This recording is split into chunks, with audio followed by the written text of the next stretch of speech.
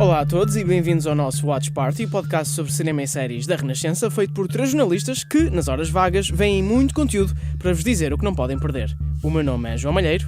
E eu sou o Daniel Espírito Santo. E eu sou Inês Braga Sampaio e estivemos esta semana no Porto Postdoc, no Cinema Batalha, para um episódio muito especial. A nossa convidada é uma das realizadoras em destaque nesta edição.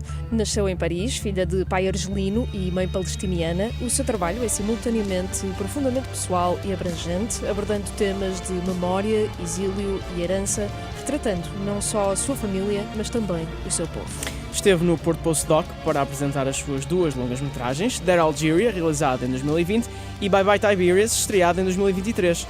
Também faz a curadoria de uma seleção de filmes para o festival e deu uma masterclass. Falámos, claro, de Lina Soalem. Passamos agora grande parte da entrevista que lhe fizemos em pleno Porto Postdoc, mas a magia da rádio obriga-nos a traduzir a conversa de inglês para português.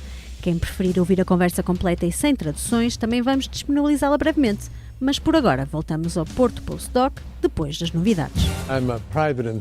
Esta semana começamos pelo streaming para falar da segunda temporada de Temos um Infiltrado, ou, para quem tiver a Netflix em inglês, A Man on the Inside. É de Michael Schur, o criador de The Good Place e Parks and Recreation. Ted Danson volta como Charles Neuendijk, um professor universitário reformado que redescobre o amor pela vida quando é contratado por uma detetive privada para se infiltrar onde ninguém desconfiará dele e resolver crimes. Desta vez, Charles regressa à velha vida de professor numa faculdade local para desmascarar um chantagista. Esta segunda temporada aumenta o elenco e inclui até Mary Steenburgen, a mulher de Danson na vida real. Eu já vi e posso dizer que enquanto a primeira temporada se focava mais nas personagens do lar em que Charles estava infiltrado, esta olha mais para dentro, para as pessoas mais próximas dele, mas também para a sua chefe, Julie. Mas não se preocupem, as vossas personagens favoritas do lar voltam a alegrar o ecrã. Podem ver A Man on the Inside na Netflix.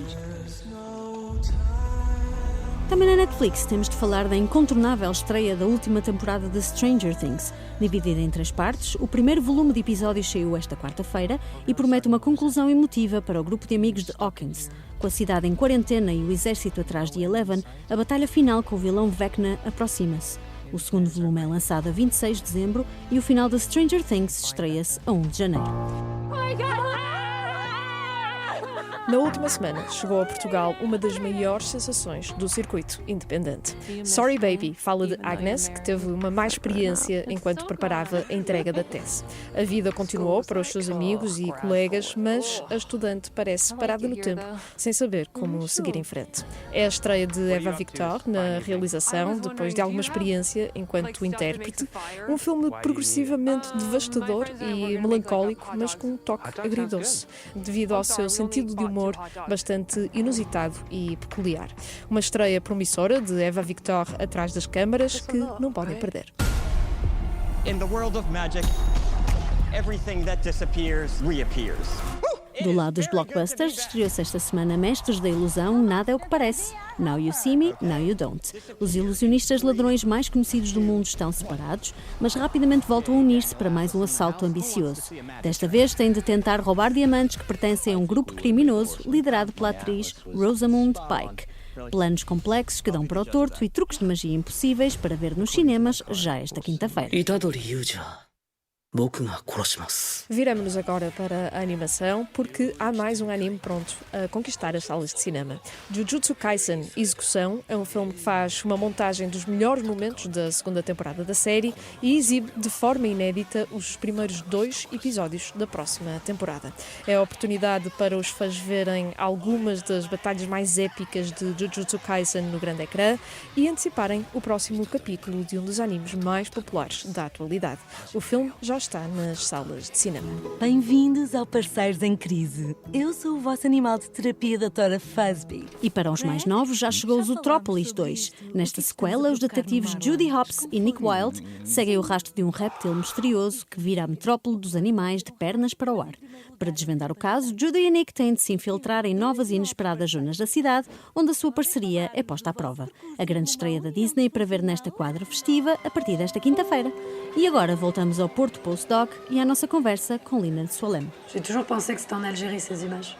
Lina, vamos começar com o teu primeiro filme, Dear Algeria. Fizeste-o porque os teus avós, do lado do teu pai, decidiram separar-se após um casamento muito, muito longo, mas acabou por se tornar também uma história sobre o passado deles e a Argélia. Foi intencional ou encontraste a história à medida que foste fazendo o filme? I think Dear Algeria was really a spontaneous. Eu acho que Dear Algeria foi realmente um gesto espontâneo.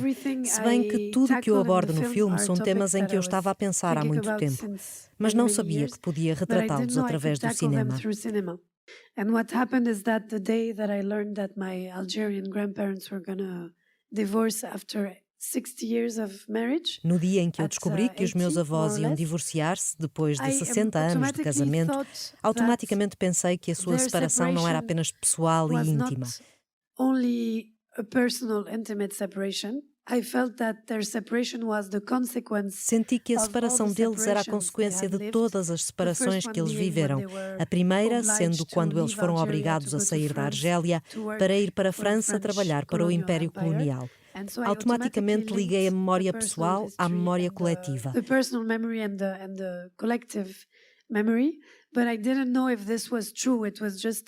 Mas eu não sabia se isto estava certo.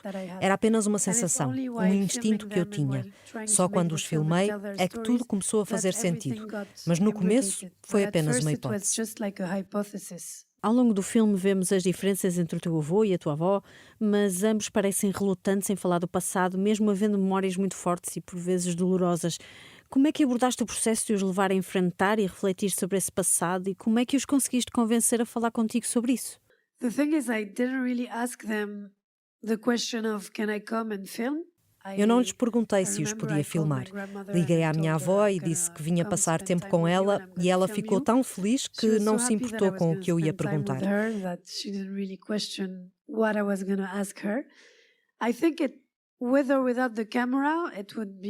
Eu acho que com ou sem a câmara seria o mesmo. E a câmara realmente ajudou-nos a partilhar, porque foi como uma extensão de mim mesma que me permitiu encontrar a coragem para perguntar coisas que eu nunca tinha perguntado.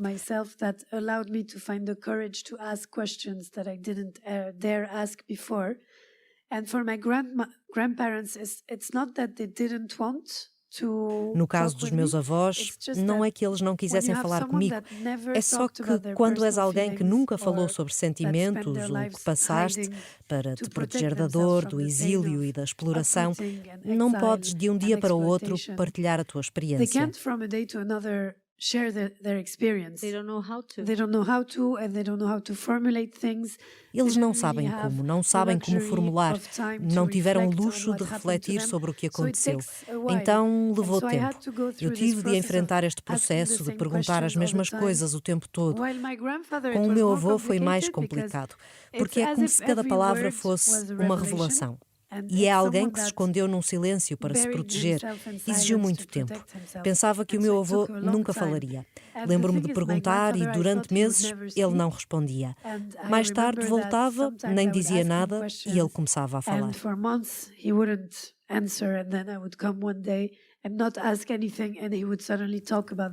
Quanto tempo demorou todo o processo? Demorei 3 anos, mais ou menos, a filmá-los. E fizeste as mesmas perguntas várias vezes ao longo desse tempo?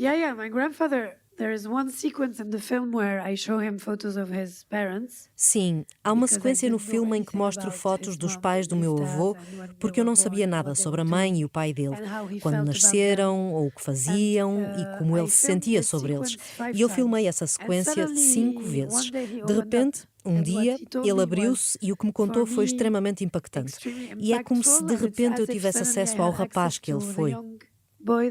Sim, é um dos momentos mais impactantes do filme, quando o vemos a ser vulnerável para lá da sua postura mais defensiva. Foi provavelmente a primeira vez na vida dele em que ele foi vulnerável, não é?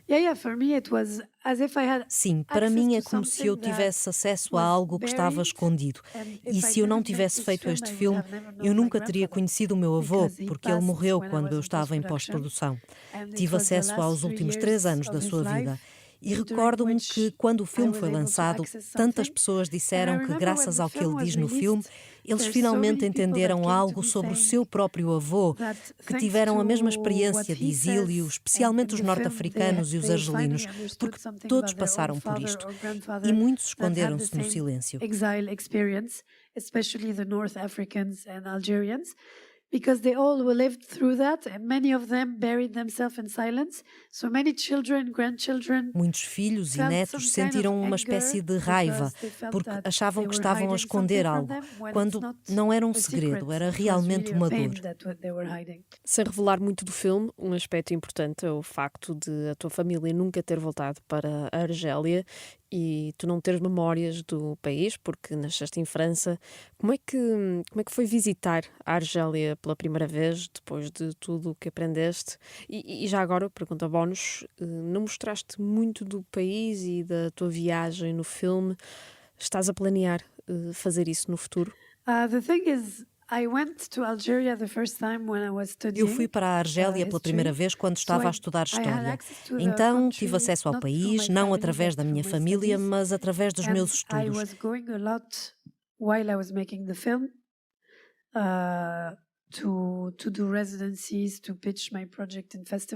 Eu viajei muito enquanto estava a preparar o filme para conseguir apoios para o projeto, mas nunca planeei gravar lá, porque para mim o filme foi sempre sobre o exílio e o facto de que a Argélia se tornou inacessível para os meus avós. Por isso, acabei por construir uma relação com o país através do cinema e da forma como eu navego no mundo através do meu trabalho. Não estou interessada em fazer um filme sobre a minha relação com a Argélia, porque a minha relação com a Argélia existe através da minha família e dos meus avós. A Argélia deles também é a minha. Mas é engraçado como eu tive de ir para a Argélia para perceber que todas as respostas de que eu estava à procura não estavam lá. Estavam com os meus avós silenciosos. Foi desafiante. Agora eu vou lá muitas vezes, mas em trabalho, mais do que por causa da família. O teu primeiro filme é sobre a família, do lado do teu pai. Isso motivou-te logo a olhar para o lado da tua mãe e explorar essa outra herança? O que é que aprendeste com o primeiro filme que depois ajudou-te a fazer este segundo? There's a force that obliged me to make this film from also the way that people received Houve uma força que me obrigou a fazer este filme, até pela forma como as pessoas receberam o Dear Algeria. Eu tinha a certeza de que seria um filme que seria principalmente para os franceses e os argelinos, e não esperava que tivesse tanto eco em tantos locais. Foi exibido na Europa, nos Estados Unidos, no mundo árabe, porque é um filme sobre exílio e família, então impacta muita gente. Mas eu não sabia que tinha essa capacidade. E eu descobri que quanto mais exploramos o que nos é pessoal, mais isso se torna universal.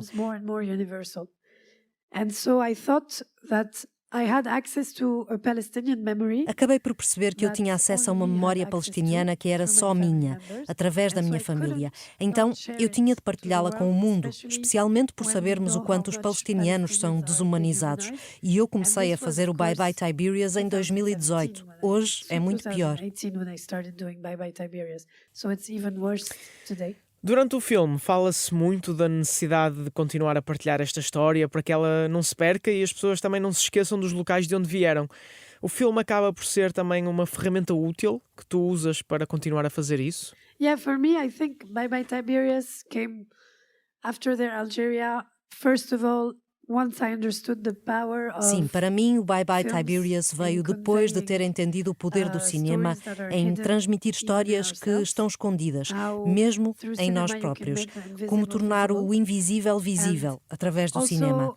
E também senti um medo muito grande de desaparecer totalmente da memória coletiva. E eu sabia que através de um filme, pelo menos, dás imortalidade a uma memória ou a pessoas, e sabemos o quanto isso é verdade no contexto palestiniano, porque a qualquer momento que gravas na Palestina, não sabes se mais tarde o que filmaste vai continuar lá. Então, tudo o que gravas torna-se um arquivo, imediatamente. If what you filmed will stay or not. So everything you film becomes an archives right away. Nunca sabes se vais voltar a ver os mesmos lugares, se as pessoas ainda estarão por lá. Torna-se também um dever de capturar essas imagens e compartilhá-las. Falando nisso, uma das melhores partes do filme é como uniste imagens de arquivo com vídeos caseiros. É outro método de comprovar que o nosso passado pessoal não pode ser desassociado do nosso passado coletivo? I think it's the personal videos are also something that are a big part of me deciding to make films. Eu acho que os vídeos pessoais são parte do que me levou a fazer filmes, porque quando os meus avós se divorciaram, o meu primeiro reflexo foi assistir às gravações caseiras, como se eu estivesse a usar estas imagens para saber mais sobre o passado e para preencher o silêncio.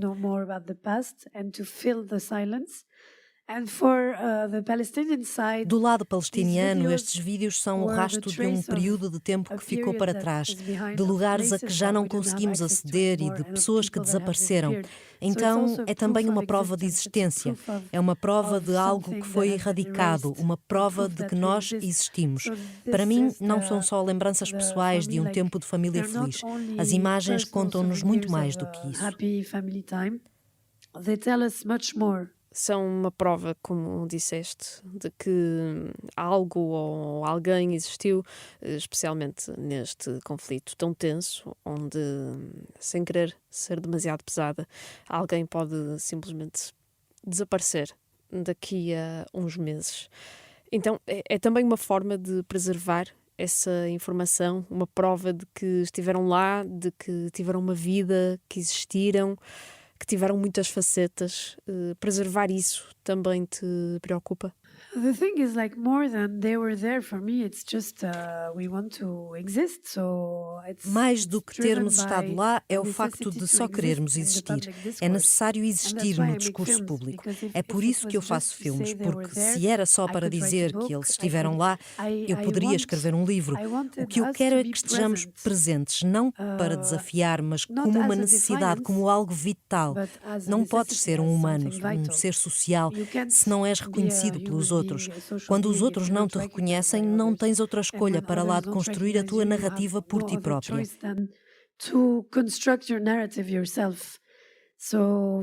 Para mim, eu tinha sorte de ter estas imagens, então eu precisava de usá-las e colocá-las no filme.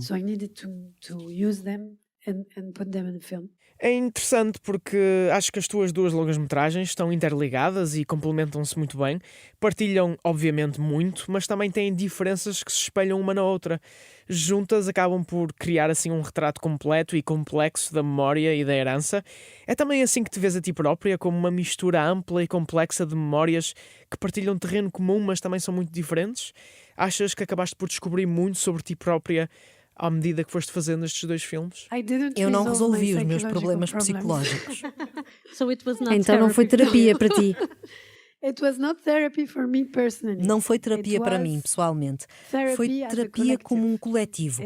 Foi importante porque permitiu que cada um de nós encontrasse o seu lugar na família, na história, na linhagem, na sociedade.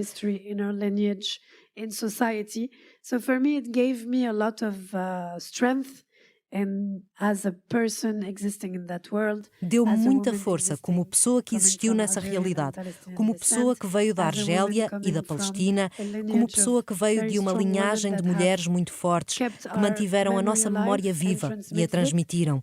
Dá força, mas não apaga o trauma intergeracional e a maneira como nós lidamos com as coisas. Intergenerational trauma does, and the way that we behave and deal with things. Also, the thing is that when Bye Bye Tiberius was released, Bye Bye Tiberius foi lançado em setembro de 1923, em Veneza e Toronto. Um mês depois, enquanto eu estava em turnê, o 7 de outubro aconteceu. Então eu estava a promover o filme durante um genocídio. It couldn't be therapeutical when the reality was overpowering our biggest fears, and at the same time the reality was just a repetition. Então não podia ser terapêutico, quando a realidade estava a sobrepor-se e ao mesmo tempo a realidade era apenas uma repetição do que eu estava a expor no filme. Foi um pouco difícil. Não sei como refletir sobre isso. Só sei que agradeço ao destino que me permitiu ter este filme e aquele momento, para que nós continuássemos a ter uma voz, numa altura em que os palestinianos foram censurados. Eu tive a sorte de ser parte daqueles que continuaram a ter uma voz. And I was lucky to be part of those that have been able to keep on having a voice. So yeah. E achas que é importante que muitos filmes mostrem que, apesar do conflito se ter agravado nos últimos 2 anos, de facto é uma situação que já existe há quase um século? Sentes que é importante mostrar que não é algo passageiro, mas sim um problema que se arrasta já há muitas gerações? Yeah, it's important to have movies also because no one believes. And it's not about belief, it's even denial. Ninguém acredita em nós. Nem é uma questão de crença, é uma questão de negação da nossa história. Até mesmo as palavras que nós usamos.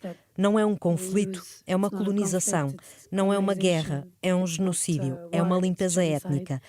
Tudo isto é reconhecido hoje em dia por todas as instituições internacionais.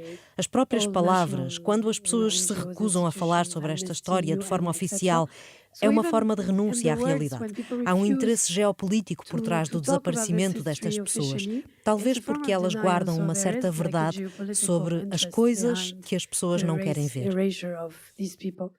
Maybe because they hold a certain truth about things that people don't want to see. No nosso podcast costumamos pedir aos convidados que recomendem algo para ver, mas aqui no festival tiveste carta branca para escolher uma seleção de filmes para o público. Porquê é que escolheste estes filmes e porquê é que as pessoas os devem ver? So it's a mix of things. São uma mistura. Há documentários, há uma ficção que foi gravada como um documentário e há curtas-metragens que estão entre instalações de vídeo e reconstituições. O ponto comum de todos estes filmes talvez seja querer manter uma certa memória viva ou dar uma voz a pessoas que são marginalizadas ou eliminadas, com abordagens artísticas muito diferentes. With very different artistic approaches, because some films Alguns filmes são feitos apenas de arquivos, outros são feitos com animação 3D. Alguns filmes usam ficção para mostrar uma vida realista do dia a dia. To show a realistic day-to-day life. So I think what was important for me is just to Acho que o importante para mim não foi apenas colocar um foco sobre pessoas que não estamos acostumados a ver no cinema, mas colocar um foco igualmente em cineastas que usam uma língua artística muito híbrida, muito original e autêntica, e que são muito interessantes criativamente. Ao ver os teus filmes, sentimos também muito a experiência migrante. Hoje em dia, os migrantes são muitas vezes usados como armas na retórica política. Esperas que o cinema possa ajudar as pessoas a perceber que os imigrantes são apenas famílias e indivíduos que não são uma coisa assustadora? É importante para o cinema criar esta mensagem universal? Yeah, I think films also allow people to empathize with the experience. Os filmes permitem que as pessoas se empatizem com a experiência, porque, claro, quando falamos de pessoas que deixaram o seu país para trás, é difícil imaginar o que isso significa se não o vivemos. No entanto, quando o mostramos através de histórias pessoais, todos entendem. Because exile can also be leaving the countryside to go to the city. Exílio também pode ser deixar o campo para ir para a cidade. É uma das experiências mais dolorosas para um ser humano, mesmo que seja escolhida, porque mesmo quando voltas, nunca terás o mesmo lugar. Então, quando és forçado, é ainda mais difícil. É muito sacrifício e geralmente a realidade do sacrifício é totalmente apagada quando falamos de um migrante. Nunca falamos sobre o que os levou a ir embora e falamos sempre como se fosse uma escolha consciente, uma escolha de liberdade. And we always show it as if it was a conscious choice, a choice of freedom. The thing is, I don't make films so that people. Eu não faço filmes para que as pessoas gostem de nós. Eu só faço filmes para que possamos existir na nossa realidade e lutar contra o estigma. Se depois elas continuarem a ver-nos através do seu preconceito, o problema não é meu. Não vou passar a minha vida a tentar justificar que somos humanos, que merecem ser respeitados. Não fazes filmes para eles, fazes para ti. Exato, para mim e para todos os que podem identificar-se e que não têm o privilégio de fazer filmes. Porque também é um privilégio teres tempo de, por 3 ou 4 anos, construir um filme e viajar com ele. Não é algo acessível para todos. No ano passado, anunciaste que estavas a fazer a tua primeira longa-metragem de ficção. Qual é o estado desse projeto e como é que tem sido enfrentar a ficção pela primeira vez, mas continuando a trabalhar esses temas de memória e herança? Well, fiction is hard. It's a whole different beast. It's a different thing. I think Ficção é difícil, é diferente. Eu acho que precisava de me livrar do peso da realidade, do seu lado trágico e ter mais liberdade.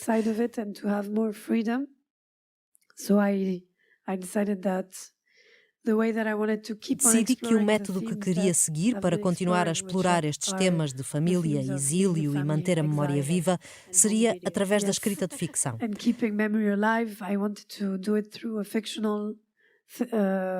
Writing so that I could have more freedom, but of course you're always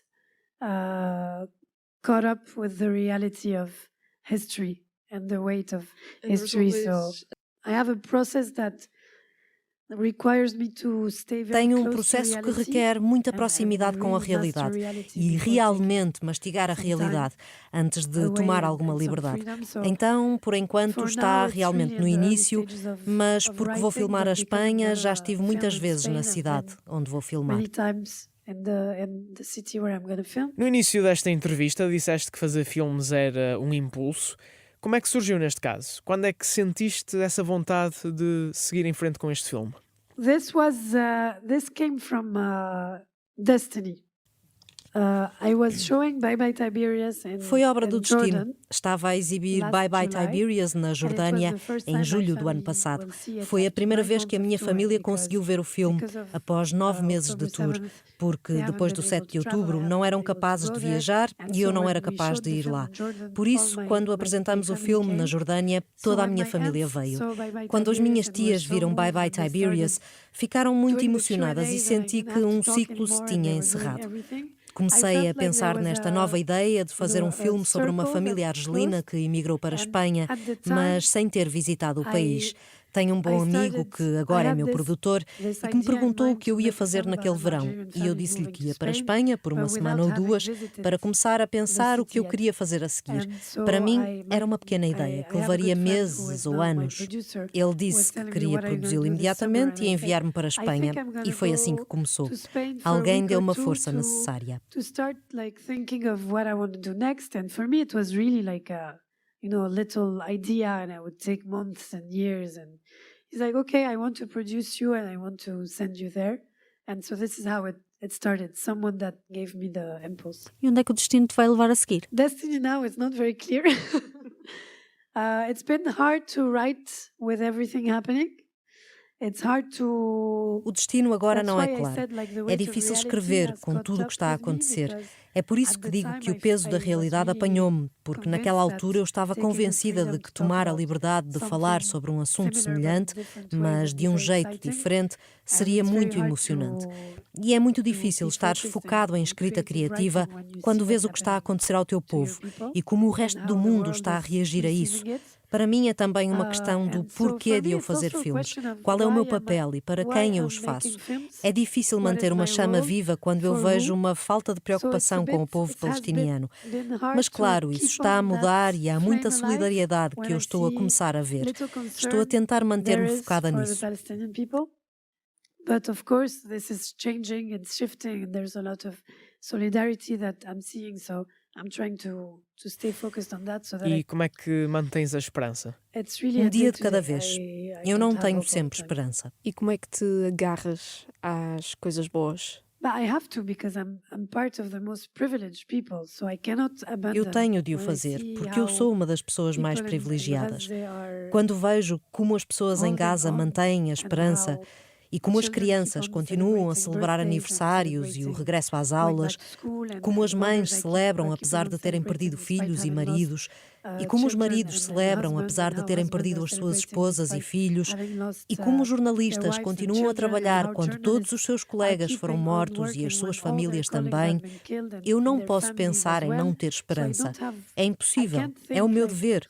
Psicologicamente é difícil, mas a realidade é tão pequena comparada com o que eles estão a passar. Então, quando acontece, eu fico focada. Difficulty compared to what they are going through, so I just don't, when it happens, I just stay focused, yeah. Até porque vens de uma linhagem de mulheres fortes. Sim, eu não posso desistir. Seria uma vergonha para os meus antepassados. Lina, muito obrigada por esta conversa. Podemos ver os teus filmes aqui no Porto Postdoc, juntamente com muitas outras sessões programadas ao longo da semana. O festival decorre no Cinema Batalha e em outras salas espalhadas pelo Porto até dia 29 de novembro.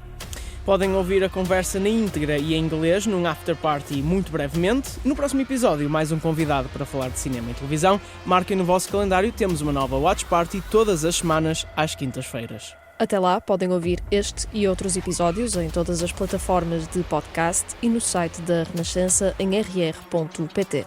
Não se esqueçam de subscrever o feed do Watch Party na app que mais gostam de usar e de enviar as vossas sugestões para o e-mail watchparty@rr.pt. Este podcast tem sonorização de Paulo Teixeira e José Luís Moreira, ilustração de Rodrigo Machado, com apoio à produção do Porto Postdoc, a quem agradecemos o convite.